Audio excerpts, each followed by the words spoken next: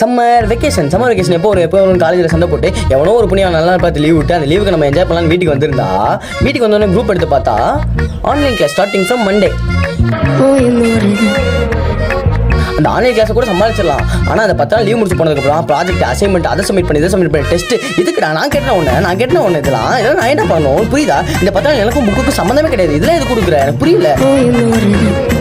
உன் கேம்பஸில் வெயில் அதிகமாக இருக்குன்னு சொல்கிறதுக்காக வீட்டுக்கு அனுப்பிச்சிருக்கேன். வீட்டுக்கு வந்து இவ்வளோ வேலை கொடுக்குறேன் எனக்கு புரியல. வீட்டுக்கு வந்தாலும் ஃபர்ஸ்ட் நாள் ராஜ மரியாதையாக இருக்குது, 3ஆவது நாள் பிச்சை எடுக்கிறோம். அந்த வேலையை பண்ணி இந்த வேலையை பண்ணி எனக்கு சுத்தமாக புரியலங்க. குரூப் எடுத்து பார்த்தா சம்மர் வெக்கேஷன் முடிஞ்சோடனே செகண்ட் இயர்ல ஸ்டார்டிங்கா கேனம்.